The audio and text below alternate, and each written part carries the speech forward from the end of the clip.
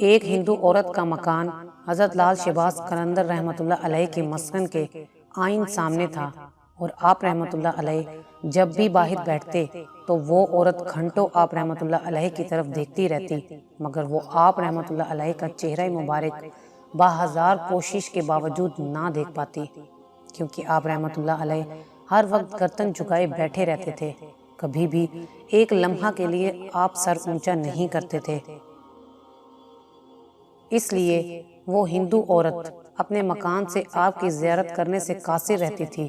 شوق آرزو زیارت کے ذوق تمنا میں وہ ہندو عورت اس قدر پرجوش ہو گئی، پھر ایک دن اس نے اپنے مکان کی اونچائی والی منزل سے جوش کے عالم میں مکان کی چھت سے نیچے زیارت کرتے کرتے چھلانگ لگا دی اور نیچے گر گئی۔ اس کی ہڈی پسلی ایک ہو گئی۔ اس عورت نے زخمی حالت میں حضرت لال شہباز رحمۃ اللہ علیہ کی زیارت کر لی۔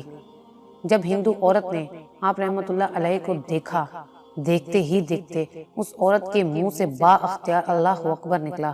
اس کے منہ سے خون بہہ رہا تھا اور پسلیاں بھی ٹوٹ چکی تھیں، اور وہ زندگی اور موت کی کشمکش میں مبتلا تھی۔ اس کے رشتہ دار اور خاندان والے دوڑے ہوئے آئے۔ انہیں پہلے ہی پتا تھا کہ یہ عورت آپ رحمۃ اللہ علیہ سے عقیدت رکھتی ہے اور آپ رحمۃ اللہ علیہ کی زیارت کے شوق میں بیٹھی رہتی تھی، مگر وہ اس بات کا برا نہیں مناتے تھے، کیونکہ آپ رحمۃ اللہ علیہ کبھی بھی کسی طرف نہیں دیکھتے تھے، ہمیشہ سر جھکائے بیٹھے رہتے تھے اور یاد الہی میں مصروف رہتے تھے۔ جب اس عورت نے اپنی آخری سانسیں لی تو پھر حضرت لال شہباز قلندر رحمۃ اللہ علیہ نے اپنی ایک سیاہ رنگ کی چادر اس عورت پر ڈال کر اس کے جسم بے پردہ ہونے کے اندیشے سے ڈھانپ دیا۔ اس عورت کے خاندان والوں نے دیکھا کہ ان کی خاتون فوت ہو چکی ہے تو وہ اس کی لاش کو اٹھانے لگے۔ ہندو اپنی رسم کے مطابق اس عورت کی میت کو سپرد آگ کرنے لگے۔ انہوں نے کافی زور لگایا، مگر لاش کو اپنی تمام تر قوتوں اور طاقت صرف کرنے کے باوجود نہ اٹھا سکے۔ انہوں نے اپنی مدد کے لیے دوسرے رشتہ داروں کو بلوایا، مگر پھر بھی ناکام رہے۔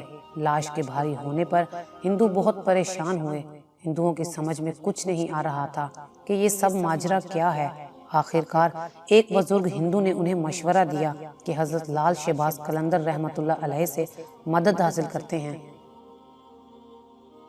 ان سے دعا کرواتے ہیں، کیونکہ یہ عورت حضرت لال شہباز قلندر رحمۃ اللہ علیہ سے بے حد عقیدت رکھتی تھی۔ اس مشورے پر عمل کرتے ہوئے ایک شخص آپ رحمۃ اللہ علیہ کی خدمت میں حاضر ہوا اور ساری صورتحال بتائی۔ اس کے بعد ہندوؤں نے آپ رحمۃ اللہ علیہ سے درخواست کی۔